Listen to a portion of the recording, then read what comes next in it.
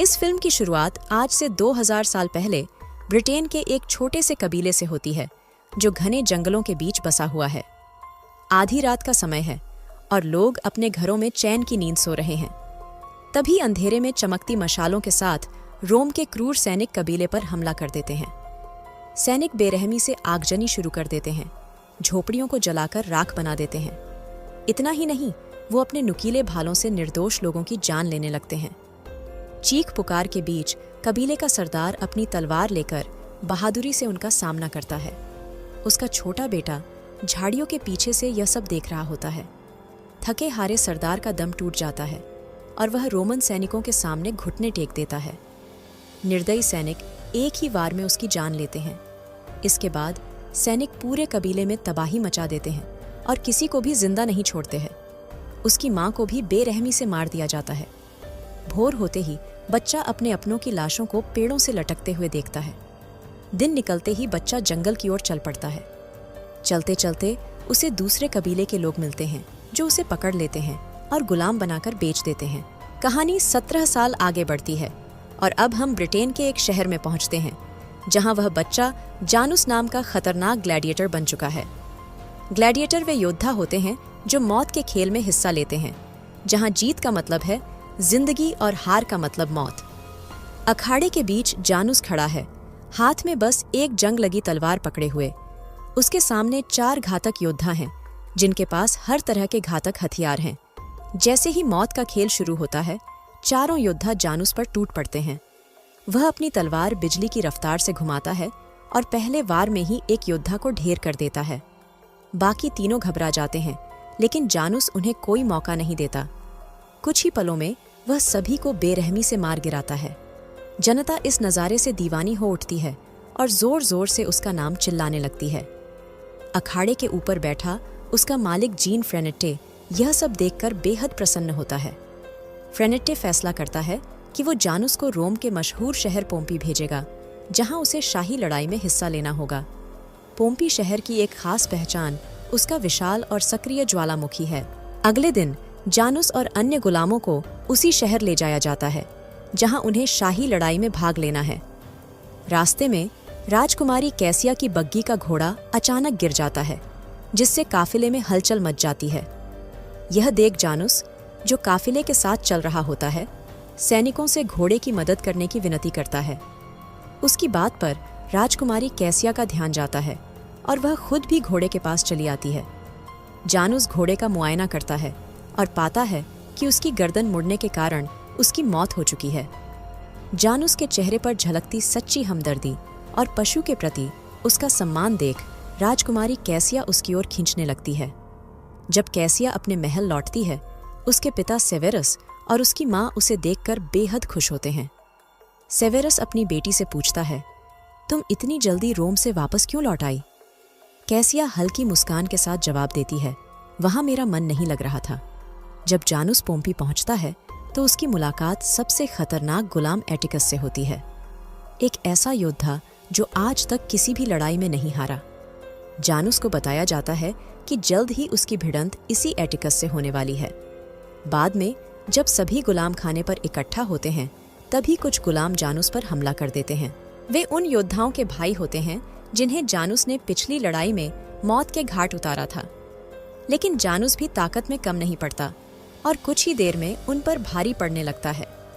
लड़ाई की खबर सुनकर उनका मालिक फ्रेनेट्टे वहां पहुंचता है और सभी को अलग अलग काल कोठरियों में बंद करने का आदेश देता है। दुर्भाग्य से जानूस को उसी कोठरी के पास में डाल दिया जाता है जिसमें एटिकस पहले से कैद था। रात को जानूस और एटिकस आपस में बात करते हैं, जानते हुए कि अगली लड़ाई में उन्हें एक दूसरे को मारना होगा। अगले दिन अभ्यास के दौरान जानूस और एटिकस की मुठभेड़ होती है और दोनों पूरी ताकत से एक दूसरे को परखने लगते हैं। तभी वही गुलाम जिसने पिछली रात जानूस पर हमला किया था, चुपके से लौट आता है और उस पर चाकू से वार करने की कोशिश करता है। एटिकस यह सब देख लेता है और बिना झिझक उस गुलाम को जोरदार लात मारकर जमीन पर गिरा देता है, जिससे जानूस की जान बच जाती है। रात को जानूस एटिकस से उसकी मदद का कारण पूछता है। एटिकस मुस्कुराते हुए जवाब देता है, किसी भी योद्धा को सीने पर वार खाकर मरना चाहिए, न कि पीठ पर। अगले दिन पोम्पी में रोम के महामंत्री ग्रेकस का आगमन होता है। उनके स्वागत में कैसिया के पिता सेवेरस अपने महल में भव्य रात्रि भोज का आयोजन करते हैं। लेकिन जब कैसिया को इस बात का पता चलता है तो वह अपने पिता के इस फैसले का विरोध करती है, क्योंकि रोम में रहते हुए ग्रेकस ने उसे परेशान किया था, जिसकी वजह से वह वहां से लौट आई थी। रात के समय जानूस को महल में एक ऐसा सैनिक दिखाई देता है जिसने वर्षों पहले उसके पिता को मार डाला था। उस सैनिक को देखते ही जानूस के भीतर वर्षों से दबी प्रतिशोध की ज्वाला फिर से भड़क उठती है। उसे समझ में आ जाता है कि वही सैनिक महामंत्री ग्रेकस का खास आदमी है और इन्हीं लोगों ने उसके कबीले पर हमला किया था। रात्रि भोज के दौरान ग्रेकस कैसिया से मुलाकात करता है और उसे अपने साथ में शादी करने का दबाव डालने लगता है। कैसिया के चेहरे पर नाराजगी और बेबसी साफ झलकती है। वही ग्रेकस जिसके कारण वह रोम छोड़कर आई थी, अब वो पोम्पी में भी आ गया था। तभी अचानक पोम्पी का कुख्यात ज्वालामुखी हलचल में आ जाता है। एक तेज भूकंप से महल की इमारतें जोर जोर से हिलने लगती हैं, लेकिन एटिकस शांत रहता है। वह जानूस की ओर देखते हुए कहता है, पर्वत की वजह से यहाँ ऐसे झटके आना आम बात है, डरने की जरूरत नहीं है। कैसिया जानूस के पास आती है। उसकी आंखों में डर और बेचैनी साफ झलकती है। वह जानूस से कहती है, मुझे घोड़े की मदद से दूर ले चलो, मैं ग्रेकस से बचना चाहती हूँ। जानूस बिना समय गवाए उसकी बात मान लेता है और दोनों घोड़े पर सवार होकर पोम्पी से भागने की कोशिश करते हैं। लेकिन उनकी आज़ादी की यह उड़ान ज्यादा देर तक नहीं टिकती और रोम के सैनिक बहुत जल्दी उन्हें पकड़ लेते हैं। महामंत्री ग्रेकस क्रोध में आकर जानूस को मौत के घाट उतारने ही वाला होता है, लेकिन ऐन वक्त पर कैसिया आगे बढ़कर उसकी जान बचा लेती है। यह देख जानूस का मालिक फ्रेनेटे बेहद नाराज हो जाता है। जानूस के इस दुस्साहस की सजा के तौर पर वह उस पर बेरहमी से कोड़े बरसाता है, लेकिन जानूस का चेहरा बिना किसी डर या पश्चाताप के दृढ़ बना रहता है। रात को जेल में जानूस एटिकस से अपनी मुलाकात की आखिरी बातचीत करता है। वह धीरे से कहता है, आज मैंने उस आदमी को देखा जिसने मेरे परिवार को मारा था। एटिकस भी अपने जीवन का दर्द साझा करता है और कहता है, मैं भी 20 सालों से अपने परिवार के कातिल को ढूंढ रहा हूँ। यह उनकी आखिरी मुलाकात थी, क्योंकि अगले दिन उनकी घातक लड़ाई होने वाली थी। इस बीच जेल में आए भूकंप के झटकों से दरारें पड़ने लगती हैं और फ्रेनेटे यह महसूस कर लेता है कि जेल अब सुरक्षित नहीं है। चूंकि लड़ाई का मैदान भी इसी जेल के ऊपर स्थित था, वह समझ जाता है कि खतरा मंडरा रहा है। फ्रेनेटे बहाना बनाकर वहां से भागने का फैसला करता है और बंदरगाह की ओर रवाना हो जाता है। महामंत्री ग्रेकस एक नई कुटिल चाल चलता है। वह जानूस और एटिकस के बीच सीधी लड़ाई न करवाकर सभी गुलामों को बेड़ियों में जकड़कर मैदान के बीच लाने का आदेश देता है। इन बेड़ियों में बंधे गुलामों को हल्के हथियार और छोटी ढालें दी जाती हैं। टिकस एक सैनिक से पूछता है, यह कौन सा खेल है? सैनिक मुस्कुराते हुए जवाब देता है, आज तुम्हारा आखिरी दिन है। रोम के सबसे खतरनाक योद्धा तुम सबको खत्म कर देंगे। यहाँ से जिंदा बच निकलना नामुमकिन है। अचानक रोम के सैनिक बड़ी बड़ी तलवारें और विशाल ढालें लेकर गुलामों पर हमला कर देते हैं। एटिकस और जानूस भी इस क्रूर खेल में फंस चुके थे। शुरुआत में वे साहस से उनका मुकाबला करते हैं, लेकिन सैनिकों की संख्या इतनी अधिक थी कि जल्दी ही गुलाम कमजोर पड़ने लगते हैं। जानूस चिल्लाकर सबको पीछे हटने का आदेश देता है। रोम के सैनिक एक एक करके गुलामों को मारने लगते हैं। इसी बीच एटिकस अपने हथियार से उस खंभे को तोड़ने की कोशिश करता है जिससे सभी गुलामों की बेड़ियां बंधी थीं, जबकि जानूस लगातार सैनिकों को पीछे धकेलने में लगा रहता है।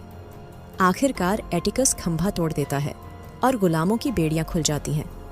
तभी जानूस एक सैनिक को मार गिराता है जिसके पास शाही ईगल का प्रतीक होता है। वह जल्दी से एक घोड़े पर सवार हो जाता है और अपनी बेड़ियों की मदद से एक एक करके दुश्मनों को खत्म करने लगता है। लेकिन एक सैनिक उसे घोड़े से गिरा देता है और मारने ही वाला होता है।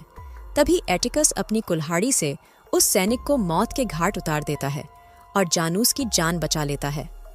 जानूस और एटिकस एक साथ मिलकर सभी सैनिकों को मार गिराते हैं। अंत में जानूस शाही ईगल को तोड़ देता है और उनकी गुलामी स्वीकार करने से मना कर देता है। यह देख ग्रेकस का गुस्सा 7वें आसमान पर पहुंच जाता है। क्रोध में वह अपनी सबसे खतरनाक टुकड़ी को भेजने का आदेश देता है, लेकिन तभी कैसिया जोर से चिल्ला उठती है, उन्हें जीने दो। देखते ही देखते जनता भी एकजुट होकर जानूस और एटिकस की तरफदारी में जोर जोर से चिल्लाने लगती है। ग्रेकस कैसिया की जनता में बढ़ती लोकप्रियता से बौखला जाता है और उसे जेल में बंद करने का आदेश दे देता है। इसके बाद वह अपने सबसे खतरनाक सैनिक प्रोकुलस को जानूस को मारने के लिए भेजता है। प्रोकुलस अपने ताकतवर हथियारों से जानूस पर भारी पड़ता है और उसे लगभग मारने ही वाला होता है। तभी अचानक ज्वालामुखी में विस्फोट हो जाता है। भयंकर भूकंप से मैदान की जमीन फट जाती है और आसपास की दीवारें भर भरा कर गिरने लगती हैं। जानूस इस मौके का फायदा उठाते हुए प्रोकुलस को नीचे जेल में धक्का दे देता है, लेकिन प्रोकुलस किसी तरह से भागने में सफल हो जाता है। दूसरी तरफ अपनी क्रूरता की हदें पार करते हुए ग्रेकस कैसिया के माता पिता की बेरहमी से हत्या कर देता है। ज्वालामुखी से निकली आग और लावा के धमाके पोम्पी शहर को तबाह करने लगते हैं और डर के मारे लोग बंदरगाह की ओर भागने लगते हैं। जहाज भी लावे की चपेट में आकर नष्ट हो जाते हैं और इसी में फ्रेनेट्टे की भी मौत हो जाती है। लेकिन जानूस कैसिया को बचाने के लिए उसकी जेल की ओर निकल पड़ता है। वह आखिरी समय पर कैसिया को बचा लेता है। हालांकि इस तबाही में कैसिया की कनीज की मौत हो जाती है। बंदरगाह टूटने के कारण समुद्र का पानी शहर में भरने लगता है और एटिकस जानूस को बताता है कि बंदरगाह से भागना अब संभव नहीं है।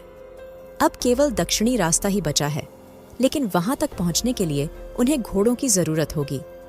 वे दोनों नीचे जेल में घोड़े लेने जाते हैं, लेकिन ग्रेकस कैसिया को बंदी बना लेता है और वहां से भागने की कोशिश करता है।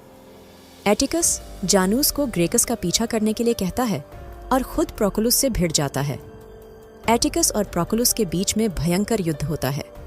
दोनों गंभीर रूप से घायल हो जाते हैं, लेकिन आखिरकार एटिकस अपनी तलवार से प्रोकुलस को मार डालता है। इस अंतिम लड़ाई में एटिकस भी बुरी तरह घायल होता है और ज्वालामुखी के विस्फोट में मारा जाता है। दूसरी ओर जानूस घोड़े पर सवार होकर ग्रेकस का पीछा करता है। कैसिया चालाकी से ग्रेकस के रथ को पलटा देती है, जिससे वे दोनों नीचे गिर जाते हैं। मौका पाकर जानूस ग्रेकस पर हमला कर देता है और दोनों के बीच तलवारों की लड़ाई छिड़ जाती है। अंत में जानूस ग्रेकस को मारकर अपने माता पिता की मौत का बदला पूरा करता है।